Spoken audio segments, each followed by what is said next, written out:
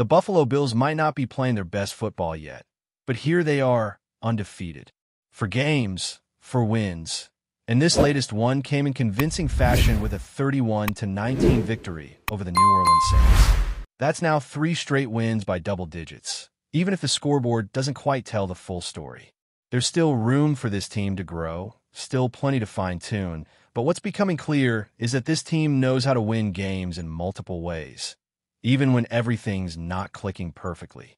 Josh Allen didn't have a flawless game, but when the Bills needed a playmaker, he stepped up in the biggest moments again.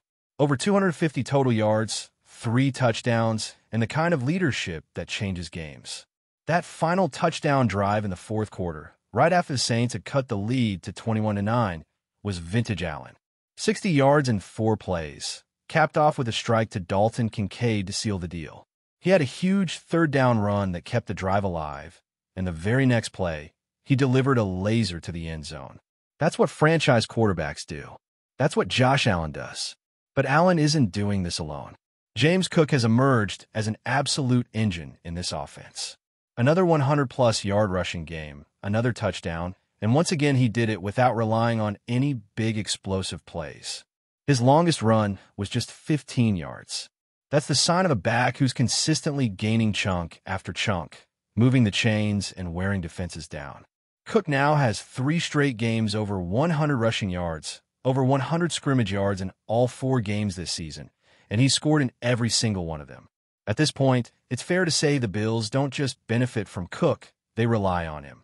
If he were to go down, it would create a massive hole in this offense because he's not just consistent, he's turning into one of the most productive and reliable backs in the league. And how about Khalil Shakir? That touchdown he scored was flat out ridiculous. It looked like he was going to be tackled 2 or 3 times before he finally broke loose and got into the end zone. Plays like that are momentum shifters. He also came through on a key third down earlier in the game, extending a drive that led to points. He's proving himself to be more than just a depth piece. He's becoming a real contributor in clutch moments. Meanwhile, Dalton Kincaid didn't light up the stat sheet, but that one catch he had was huge, a touchdown that gave the Bills a 2-score cushion late in the game. And his blocking on Shakir's touchdown? Textbook. He made the initial block to spring the play and then peeled off to make 2 more blocks downfield, helping to turn a nice play into a highlight reel score. Defensively, the second quarter deserves some serious praise. While the offense was completely stuck in the mud, the defense kept the Saints in check and prevented the game from slipping away. The Saints' second quarter drives ended like this: punt, field goal, interception. Then they opened the second half with another punt. That stretch gave the Bills time to regroup and regain momentum. And speaking of that interception, what a play by Cole Bishop. The Saints tried to get cute with a Philly special, but Bishop read it perfectly, came screaming across the field, and made an athletic, high IQ play to snag the pick and kill the Saints' drive. That was a moment the defense desperately needed, and Bishop delivered in a way that felt like a coming-out party. He's been solid this season, but that was his first real wow moment. He took points off the board and flipped the energy in the building. Cornerbacks Christian Benford and Tre'Davious White also had massive plays on back-to-back downs in the fourth quarter. 3rd and short, 4th and short, game on the line, and both guys made textbook tackles in space to shut it down. White in particular stood out. Tackling hasn't always been his strength, but he's been excellent in that area this year, and that 4th down stop on Alvin Kamara was as clutch as it gets. When you see number 27 making a solo tackle on Kamara in the open field and doing it cleanly, that's a tone setter. On the defensive line, Deon Walker continues to flash. 2 tackles for loss in dominant fashion, breaking through blocks and making forceful stops behind the line. It's not just that he's filling space. He's making impact plays. Outside of Joey Bosa, Walker has been the Bills' most disruptive defensive lineman so far this season. He's not perfect, and there are probably some things to clean up in terms of consistency and gap discipline, but he's making real splash plays. And speaking of splash plays, Joey Bosa closed the game with a strip sack. Daquan Jones added a sack of his own and continues to show improved pass rush production. These aren't empty stats either. The defense came through in key moments, even if there were some frustrating lapses throughout the game. And that brings us to one of the big concerns, running back depth. The Bills aren't getting anything from anyone behind James Cook. Ray Davis had 1 carry for 3 yards. Ty Johnson had 1 for 0. That's it. And after a whole offseason of talking about how valuable it was to have a balanced running back room, with Cook leading the way but getting support from Davis and Johnson, it feels like the plan has been scrapped. Cook is now handling around 85% of the backfield workload, and that's just not sustainable over the course of a full season. He's on pace for over 370 touches. It's awesome that he's producing, but that's a heavy load, especially for a guy who hasn't had that level of volume in previous years.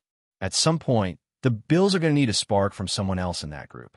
Right now, it just doesn't seem like they trust either of the backups to take meaningful reps, even for just a single drive. Another sequence that raised eyebrows was the offensive play calling on the drive that ended in a turnover on downs.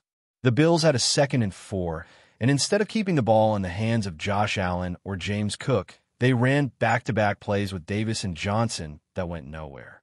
Then, on 4th down, they tried a shovel pass to Shakir, which blew up when the backup right tackle got tripped up and couldn't make the block.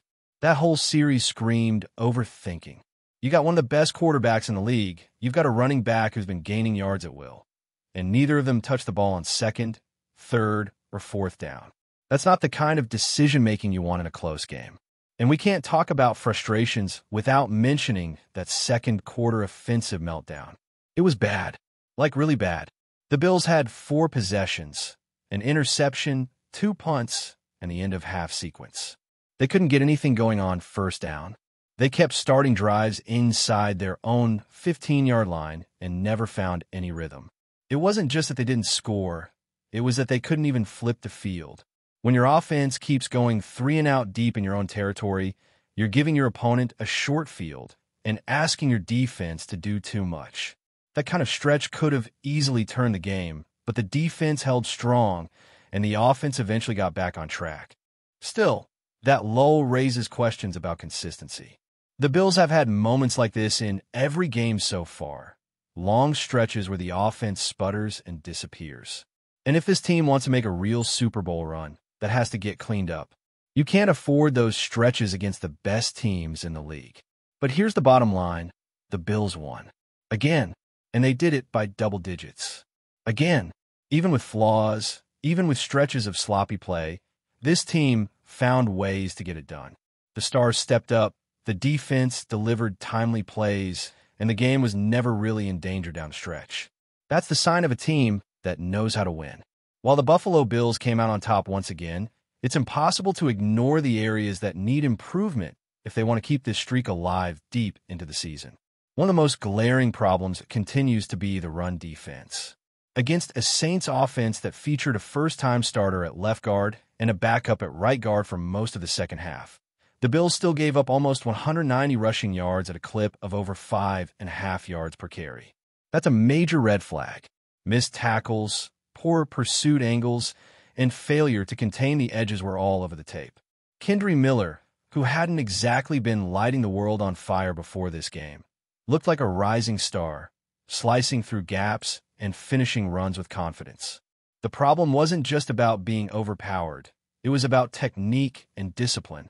Guys were out of position, lanes were wide open, and when defenders were in place, too many of them failed to finish tackles.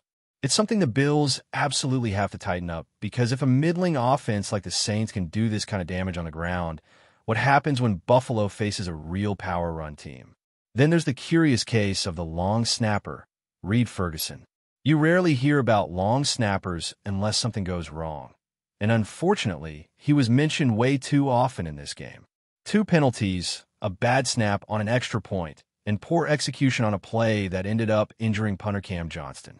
That's 4 critical errors from a player whose only job is consistency. Special teams often get overlooked until they cost you games, and while that didn't happen this time, Ferguson's performance should have the coaching staff on high alert. Special teams can swing playoff games. They could be the difference between winning and losing on the biggest stage.